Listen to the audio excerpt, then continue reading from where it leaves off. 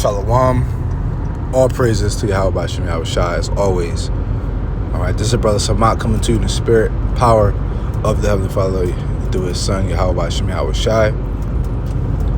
Alright, and big honors to our elders that taught us his truth, from Apostles to heart on down, and blessings and salutations to you brothers doing his work, and blessings to all the elect, sincere brothers and sisters in his truth. Alright, so this lesson in transit, but I wanted to do a screen record here,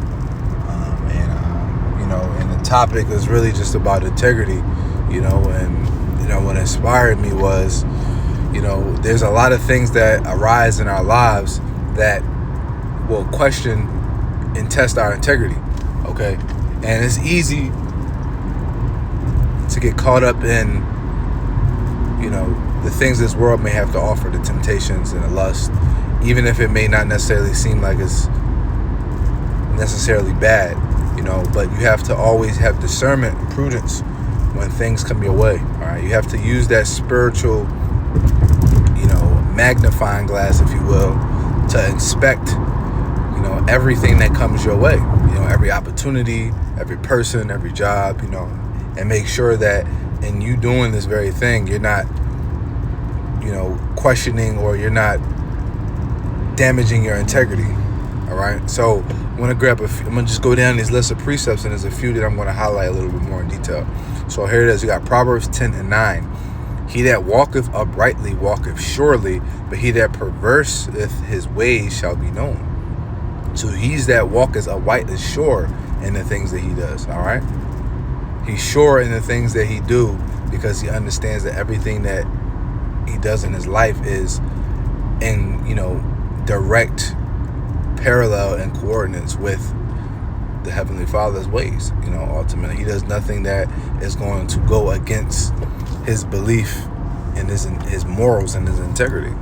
All right, going down to Proverbs 26, and this one I'm going to actually go a little bit more into. So this is Proverbs 28, and I'm going to start at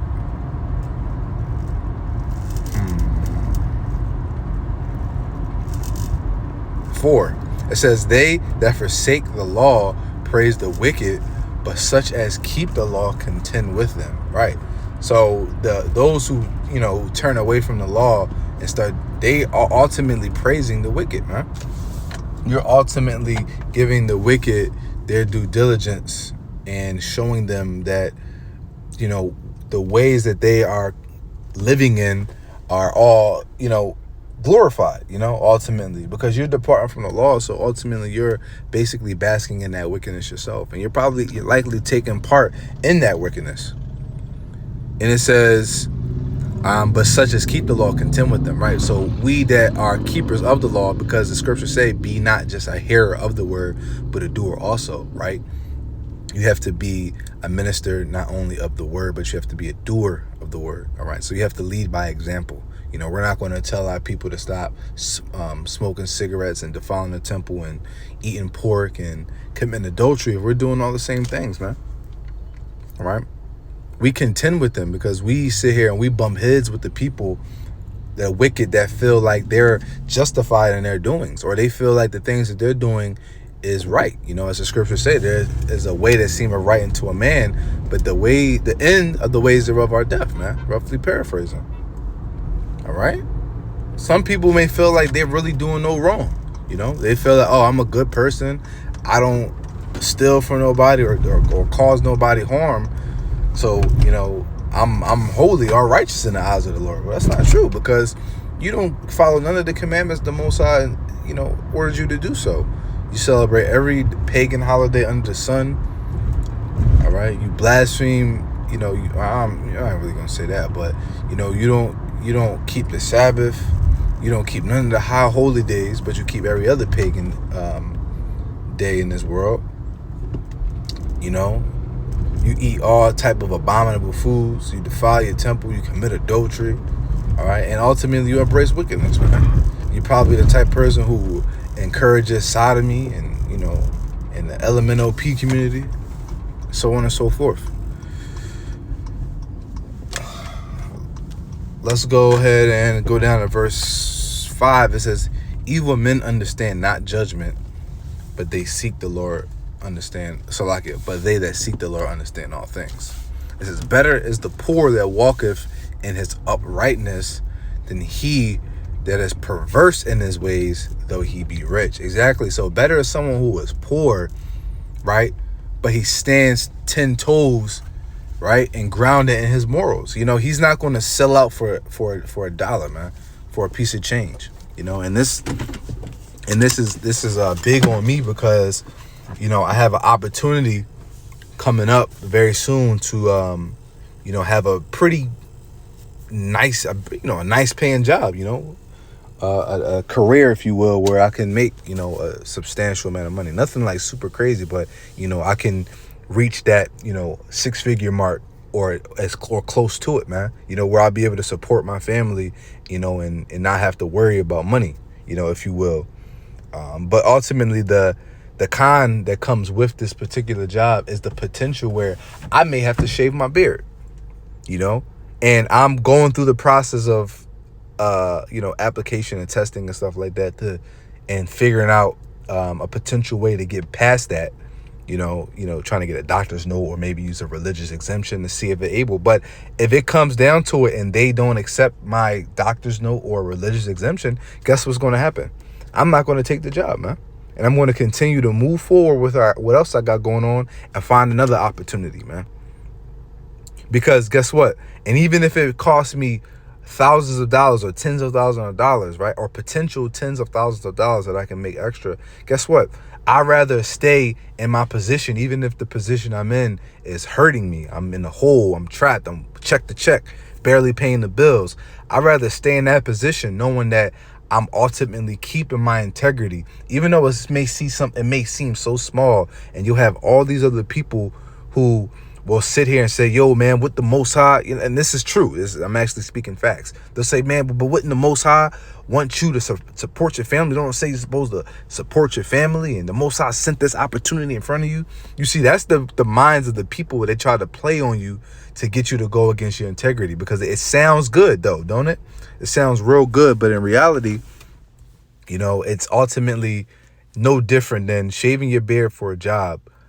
If you don't already have that job and you come into the truth, that's a little different. But if you're actively leaving the job that you have to go to a new job, knowing you have to shave your beard, right, for more money, is no different than selling out and committing sodomy, you know, for some change, or committing adultery for some change, man.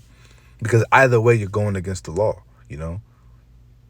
It's all about integrity. It's about morals, about maintaining that integrity, all right, and staying true to your foundations. There's not one opportunity. That's not the only opportunity. So brothers need to look at it in that way. If something comes your way and it's a good opportunity, but it's going to cost you your morals and integrity, understand that that's not the only opportunity out there. There's more opportunities. Maintain your integrity, all right? Because you don't want to be perverse in your ways and then have money. Because what? The scriptures say that riches shall not profit you in a day of trouble, man. Going into verse 7, it says, whoso keepeth the law is a wise son, but he that is a companion of riotous men shameth his father. All right. So, yeah, listen, you're wise if you keep this law, man, and your inward person. You practice this law, because ultimately the law breeds righteousness, okay? Even though we're unable to keep it in its entirety, if you do your best to follow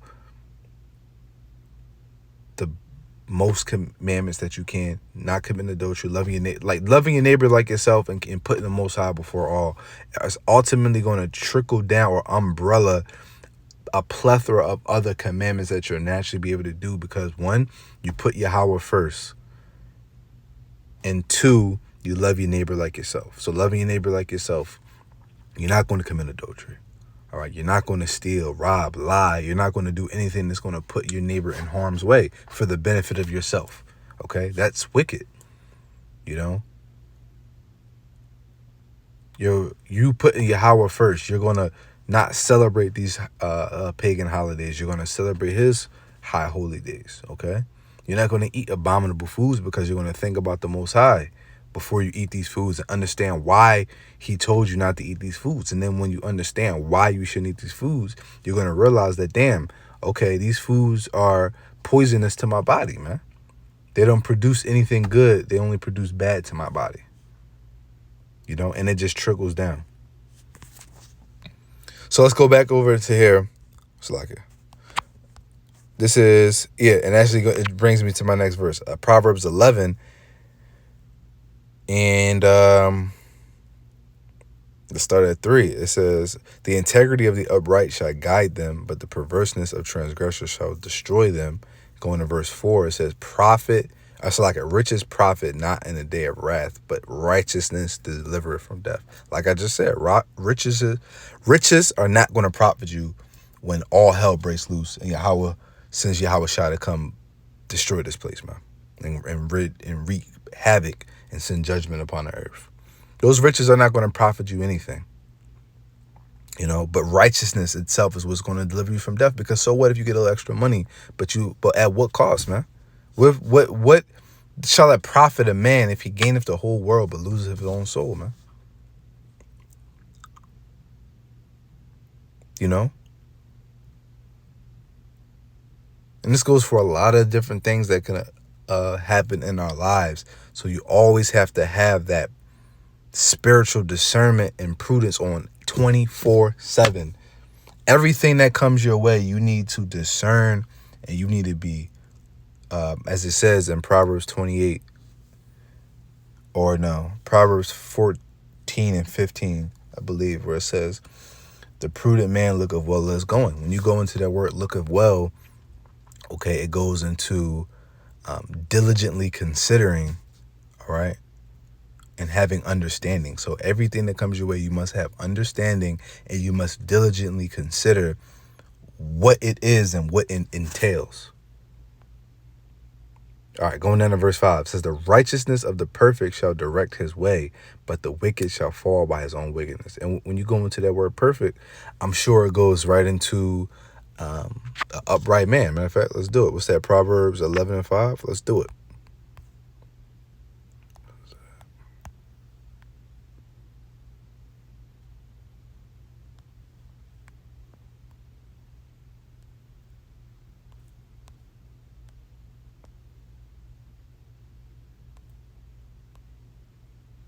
So the word perfect in the Hebrew is, it looks like tamayim. It looks like tamayim. But it says wholesome, unimpaired, innocent, having integrity. Wow, I didn't even know that. That's the spirit, man. I didn't even know that this was going to go into that. Yeah, but it says to be without spot, undefiled, upright, whole. All right? Having integrity, being truthful. So that is what a perfect man is in this truth. A perfect man in this truth is a man who is of truth, who is honest, who has integrity, all right? And he stands on his integrity. All right? And you have to keep that integrity and stand on it. All right, no matter what. All right, so let's go into it. Maybe a few more. That's all I had there. Look, Proverbs 19 and 1. Better is the poor that walketh in his integrity than he that is perverse in his lips and is a fool.